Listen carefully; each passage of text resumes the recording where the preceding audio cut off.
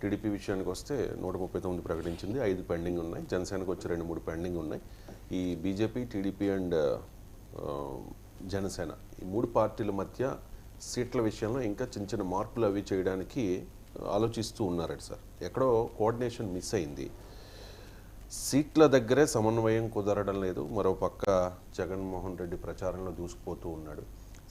So ఈ కూటమి work out అవుతుందా, ఓట్ ట్రాన్స్ఫర్ అవుతుందా సక్సెస్ఫుల్గా వాళ్ళు ఎక్స్పెక్ట్ చేస్తున్నట్టు? అంటే కూటమి ఓట్ ట్రాన్స్ఫర్ అవుతా లేదా అనేది మళ్ళీ స్పెక్యులేషన్. దానికన్నా కూడా కూటమి ఎదుర్కొంటున్న ఛాలెంజెస్ ఏంటి, ఆ ఛాలెంజెస్ ఓవర్కమ్ అయితే ఓట్లు వస్తాయి, ఓవర్కమ్ కాకపోతే ఓట్లు రావు. మన విశ్లేషకులుగా we are like a diagnostic test. ఇప్పుడు ఎంఆర్ఐ తీసి ఎంఆర్ఐలో ఏముంది చెప్తాం తప్ప మనమే ప్రిస్క్రిప్షన్ ఇచ్చి మందులు రాయకూడదు. Radiologist should never describe medicines.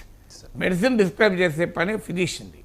So radiologist పని ఏంటి, what is there, ultrasound test చేసి ఎంఆర్ఐ చేసి ఇంకో సిటీ స్కాన్ చేస్తే ఇంకో ఇది ఉన్నది రాబాయ్, this is what is there అని రికమెండేషన్ ఇవ్వడమే. విశ్లేషకుని పని కూడా అంతే. మీరు పదే పదే చాలాసార్లు నన్ను అడుగుతారు భవిష్యత్తులో ఒకవేళ ఏం జరుగుతుందని, నేను ఎప్పుడైనా అదే చెప్తాను. ఎందుకంటే that is not my business to speculate. ఈ కూటమి వర్కౌట్ అవుతుందా లేదా అని కూటమిని వరాలు ప్రశంసించడం కానీ శాపనార్థాలు పెట్టడం కానీ నా పని కాదు. కానీ ఈ కూటమి ఎదుర్కొనేటువంటి సవాళ్ళు ఏంటి అన్నప్పుడు ఒకటి, ల్యాక్ ఆఫ్ ప్రాపర్ గ్రౌండింగ్ లేదు ఈ కూటమికి. టీడీపీ జనసేన కూటమికి ఉంది. టీడీపీ జనసేన కూటమి చాలా కాలంగా ఆ పార్టీ శ్రేణుల్లోనూ నాయకుల్లోనూ స్పష్టమైంది.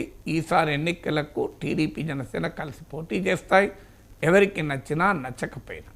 సో ఈ గ్రౌండింగ్ వల్ల ఏం జరిగిందంటే టీడీపీ జనసేన శ్రేణులు, నాయకులు, ఓటర్లు, సానుభూతి పరులు, వారి మొత్తం పొలిటికల్ ఇకోసిస్టమ్ మొత్తం ప్రిపేర్ అయింది. టీడీపీ జనసేన కలిసే ఈసారి పోటీ చేస్తాయని. కానీ బీజేపీ విషయంకి వచ్చే వరకు చివరి నిమిషం వరకు కలిసి లేరు. 10-15 రోజుల క్రితం కూడా టీడీపీ సోషల్ మీడియా బీజేపీని టార్గెట్ చేయడం, BJP social media Chandrababu Naidu target చేయడం చూసాం. ఇప్పటికీ కూడా ఆ రకమైన కెమిస్ట్రీ రావడం లేదు, ఎస్పెషల్లీ విత్ బీజేపీ. సో ఈ ల్యాక్ ఆఫ్ ప్రాపర్ ప్రిపరేషన్ అనేది ఒక ప్రధానమైన సమస్య. రెండవది ఆపరేషనల్ యూనిటీ. అంటే క్షేత్రస్థాయిలో కలుపుకొని పోవాలి. రోజు మన టీవీలో వస్తున్నాయి, జనసేనను కలుపుకోలేదని, బీజేపీని కలుపుకోలేదని, టీడీపీ, ఇలా రకరకాల వార్తలు వస్తున్నాయి. పిఠాపురంలో వర్మ ఎపిసోడ్ చూసాం. సో ఇవన్నీ ఆపరేషనల్ యూనిటీ. క్షేత్రస్థాయిలో నాయకులు రాష్ట్ర స్థాయిలో పొత్తులు పెట్టుకుంటే సరిపోదు. క్షేత్రస్థాయిలో ఆ ఆపరేషనల్ యూనిటీ 3 పార్టీల మధ్య జరగాలి.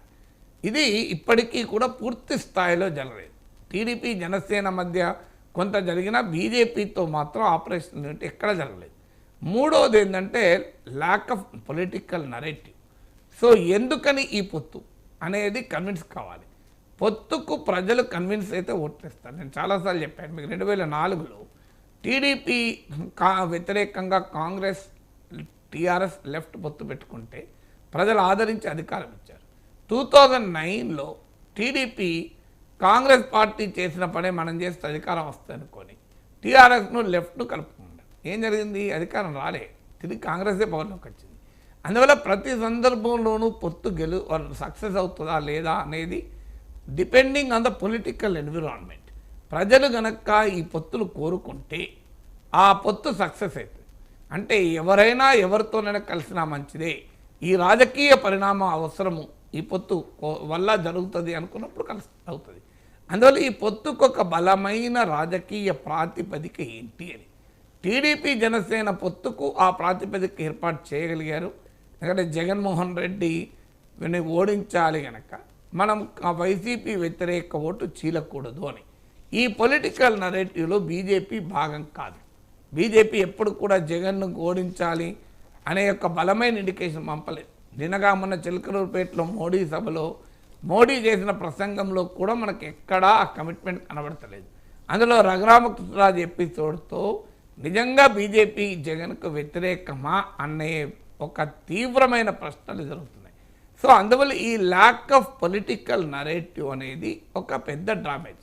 ఇక 4వది పొలిటికల్ కాన్ఫిడెన్స్. ఇప్పుడు పొత్తు పెట్టుకున్న తర్వాత మొదలు నీకు కాన్ఫిడెన్స్ ఉండాలి, పక్కనకి తర్వాత ఏంటి. మనం చేసే పని మీద మనకే కాన్ఫిడెన్స్ లేకపోతే ఆ పనిని మనము సంపూర్ణమైన శక్తి సామర్థ్యాలతో చేయలేము. ఇవాళ బీజేపీతో పొత్తు పట్ల చంద్రబాబు నాయుడు వివరణలు ఎందుకు ఇచ్చుకుంటున్నాడు? సో నేను కలవలే, వాళ్ళే వచ్చారు, నేను అడగలే అని వివరణ, ముస్లిం ఓట్లు పోతాయన్న అనుమానము, ఇవన్నీ ఇలా ల్యాక్ ఆఫ్ కాన్ఫిడెన్స్తో కనుక జరిగితే ఆ పొత్తు అడ్వాంటేజ్గా ఉండదు. నిరంతరం అనుమానాలతో అపోహలతో కనుక ఉంటే ఈ రకమైన సవాళ్ళను అధిగమించగలిగితే జగన్మోహన్ రెడ్డిని ఓడించడం అనే ఒక రాజకీయ పరిణామాన్ని ప్రజలు ఆకాంక్షిస్తే ఈ కూటమి సక్సెస్ అవుతుంది. ఈ పరిమితుల్ని, బలహీనతలు అధిగమించాలి. బలమైన కోరికగా జగన్మోహన్ రెడ్డి ఓడించాలనే వీళ్ళ ప్రచారాంశాన్ని ప్రజల బలమైన కోరికగా మార్చగలగాలి. ఇప్పుడు నాయకుల కోరికగా, పార్టీల కోరికగా ఉంది. టీడీపీ, జనసేన కోరిక, అది కూడా బీజేపీకి ఉందో లేదో తెలియదు, కానీ అది ప్రజల కోరికగా మార్చగలిగితే కూటమి సక్సెస్ అవుతుంది. Right sir. ఇక ఫైనల్గా పరిపూర్ణానంద స్వామి హిందూపురం ఎంపీగా భారతీయ జనతా పార్టీ అభ్యర్థి